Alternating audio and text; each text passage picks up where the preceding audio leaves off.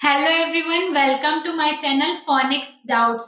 बहुत सारे पेरेंट्स और टीचर्स को डाउट होता है कि उनके बच्चे को सारे फोनिक्स साउंड यानी कि फोनेम अवेयरनेस है, उसके बावजूद भी वो राइटिंग में इतना मिस्टेक क्यों करता है, इतने स्पेलिंग मिस्टेक्स क्यों आ रहे हैं। ये भी बहुत से टीचर्स या पेरेंट्स का यही डाउट होता है कि बच्चे बहुत अच्छा रीडिंग कर रहे हैं, सारे साउंड्स भी पता है, लेकिन उसके बावजूद भी जब लिखने की बारी आती है तो वो बहुत कंफ्यूज होता है, या तो फिर लिख ही नहीं पाता है या लिख रहा है तो उसमें स्पेलिंग्स मिस्टेक्स हो रहे हैं। तो ये सब चीजें हम ओवरकम कैसे करें। तो वेलकम हियर। आज का हमारा वीडियो इसी टॉपिक पे है कि बच्चों को स्पेलिंग मिस्टेक करने से कैसे बचाएं। तो बच्चों को स्पेलिंग मिस्टेक करने से हम बचा सकते हैं सेगमेंटिंग के थ्रू या सेगमेंटेशन के थ्रू। तो ये सेगमेंटिंग या सेगमेंटेशन क्या होता है, ये जस्ट अपोजिट होता है ब्लेंडिंग के। तो आपने ब्लेंडिंग करा लिया होगा बच्चे को, ठीक है। तो कैसे ब्लेंडिंग कराए, सेगमेंटिंग कराए, तो इसके स्टेप्स क्या होते हैं, तो हम स्टेप बाय स्टेप ये चीजें समझते हैं। तो ठीक है, सबसे पहले आप बच्चों को जब भी राइटिंग दे रहे हैं तो उसके पहले आप बच्चे को एक चीज कर सकते हैं, सबसे पहले उनको सारे फोनिक्स साउंड्स कराएं। जब वो साउंड्स क्लियर हो जाए उन्हें, तब आप उनको वर्ड फैमिली इंट्रोड्यूस कराएं। वर्ड फैमिली जिसको हम वीसी बोलते हैं, वीसी यानी कि वोवेल कंसोनेंट ब्लेंड्स, ठीक है, वो कराएं। उसके बाद बच्चों को सीवीसी कराएं। सीवीसी यानी कि कंसोनेंट वोवेल कंसोनेंट ब्लेंड्स, यानी कि सीवीसी यानी कि 3 लेटर ब्लेंड्स कराएं। जब ये बच्चे के साउंड्स वीसी सीवीसी क्लियर हो जाए, सीवीसी यानी कि ब्लेंडिंग 3 लेटर्स के, वो जब उनको क्लियर हो जाए तभी आप उनसे राइटिंग एक्सपेक्ट करिए। राइटिंग बच्चे तभी कर पाएंगे जब ये सारी चीजें उनको क्लियर हो। तो ठीक है, अब ये सब चीजें बच्चों को आ गई तो आप उनको सेगमेंटेशन इंट्रोड्यूस करिए। तो सेगमेंटेशन क्या होता है? सेगमेंटेशन होता है कि जब हम वर्ड्स को ब्लेंड करके ब्लेंडिंग करके उनको साउंड पढ़ना सिखाते हैं, तो सेगमेंटेशन में जस्ट अपोजिट होता है। जब आप बच्चे को कोई वर्ड बोलते हैं तो बच्चों को समझ में आना चाहिए कि उसमें कौन कौन से साउंड्स हैं। यानी कि जब मैं कोई वर्ड्स बोल रही हूँ, लाइक मैंने कहा बच्चे को कैट, तो बच्चे को समझ में आना चाहिए कि कैट की स्पेलिंग यानी कि उसमें साउंड्स कौन कौन से हैं। जब बच्चा साउंड समझ लेगा तो ऑटोमेटिक वो लिख पाएगा ना। तो इसके लिए सेगमेंटेशन प्रोसेस क्या होता है? तो सेगमेंटेशन प्रोसेस ये होता है, सबसे पहले आप बच्चे को बोलिए कि आपने जो साउंड कहा है या वर्ड जो कहा है वो उसको वो स्ट्रेच करे। लाइक मैंने कहा कैट, तो कैट को वो स्ट्रेच करे, like cat, not cat, cat, cat, c at cat.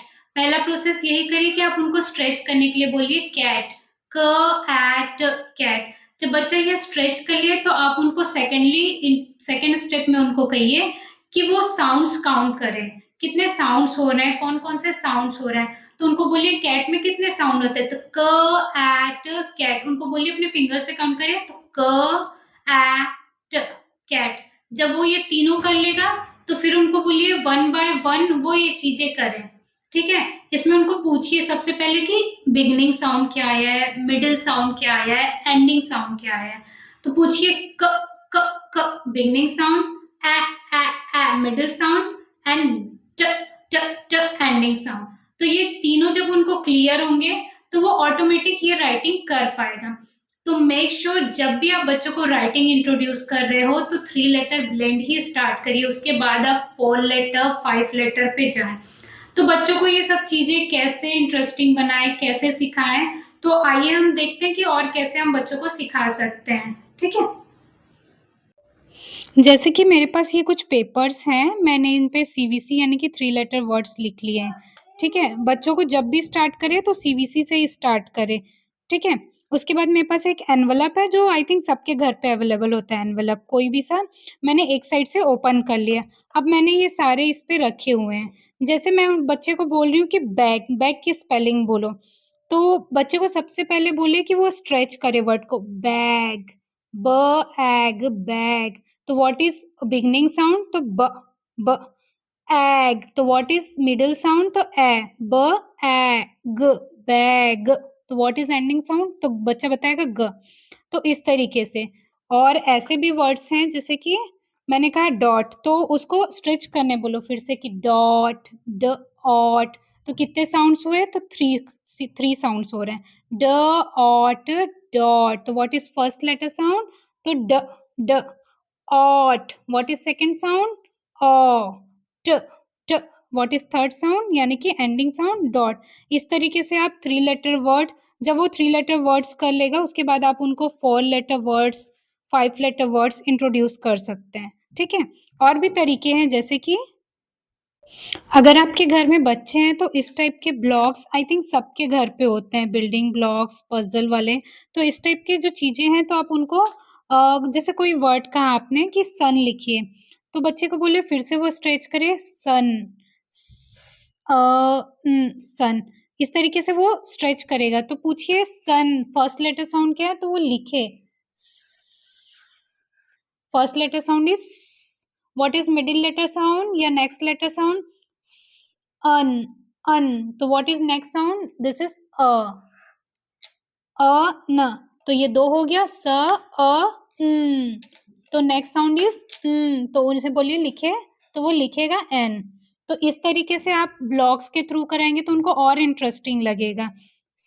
न सन। इसी तरह आप इसको मिटा के नेक्स्ट साउंड्स भी करा सकते हैं, नए नए वर्ड्स करा सकते हैं। 4 लेटर है तो 4 ब्लॉक्स यूज करिए, 5 लेटर है तो 5 ब्लॉक।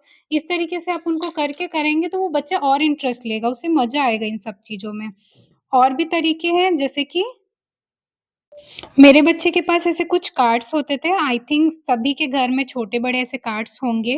तो जब भी आप वो पढ़ना सिखा रहे हैं तो मैं उसको क्या करती थी कि ये पिक्चर्स दिखा देती थी, तो उसे पता होता था ये कैप है। मैं स्पेलिंग हाइड कर देती थी और बोलती थी कि उसको स्ट्रेच करो, जैसे कि ये है कैप, तो कैप, कैप। तो what is first letter sound, तो क क कैप। नेक्स्ट साउंड यानी कि मिडल साउंड कै प प कैप। तो उसको समझ में आ जाता था कि कैप तो सीएपी कैप। इस तरीके से उसको राइटिंग में ईज़ी हो जाता था। अगर आपको ये वीडियोस अच्छी लगी है, आपको भी हेल्पफुल लगा है तो प्लीज़ लाइक ज़रूर करिए। अगर नए हैं तो सब्सक्राइब करिएगा, और अगर आपको डाउट है कि वीसी, सीवीसी क्या होता है तो आप मेरे प्रीवियस वीडियोस भी चेक कर सकते हैं।